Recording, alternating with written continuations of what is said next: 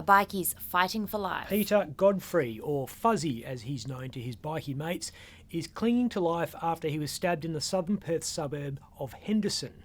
The bloke who is alleged to have wielded the knife on Saturday night could be clinging to life himself soon if the Coffin cheaters have any say in it. He pulls a knife, you pull a gun.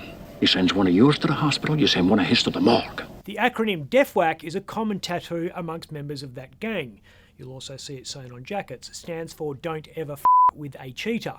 50-year-old Yanchep man James Robert Whitehead has been charged over the attack. He'd be nervous. He should be, whether he's convicted or not, if Godfrey's still a member of the club, and that's unclear at the moment, or if he left the cheaters on good standing. If that's the case, then Mr. Whitehead might have bigger problems than the custodial sentence he faces for aggravated home burglary and aggravated grievous bodily harm, plus whatever the police throw at him. You don't get to stab a coffin cheater without some form of comeuppance, and it's usually violent. There's gonna be consequences and repercussions. I don't know what the relationship between Fuzzy and the cheaters is at the moment, but he was very well regarded about 15 years ago.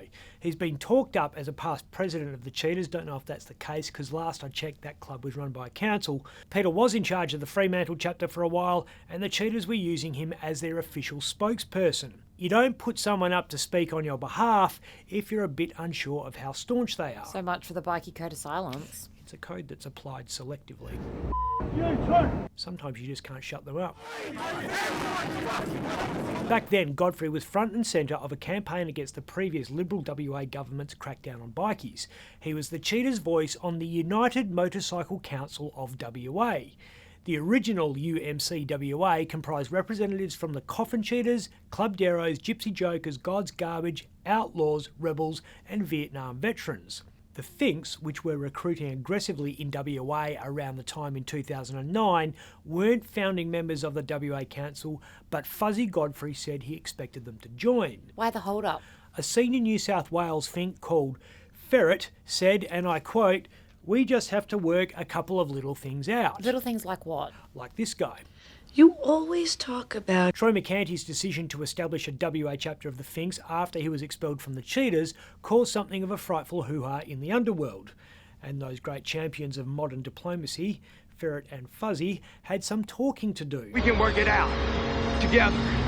Fuzzy and the rest of the UMCWA councillors set aside their traditional rivalries because, much like the rebels in Star Wars, they needed to join forces to fight the Emperor. Colin Barnett had put his Attorney General, Christian Porter, on point in the never-ending war on outlaws. Ferret thought Christian was being a bit willing in his pursuit.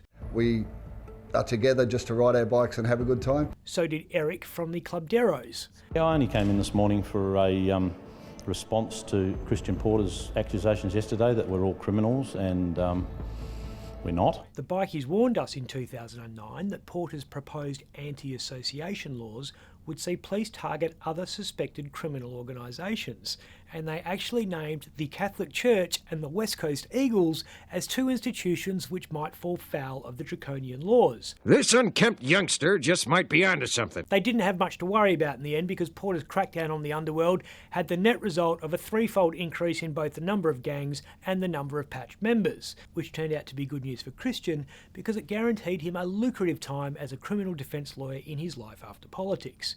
The abject failure of the laws was also good for John Quigley because he got to savage the anti-association provisions as draconian when he was Shadow Attorney General. No! And then take the high moral ground while introducing almost exactly the same laws a decade later as actual Attorney General. Yes, this rocks! I'm Ben Harvey. For more Up Late, click the subscribe button below.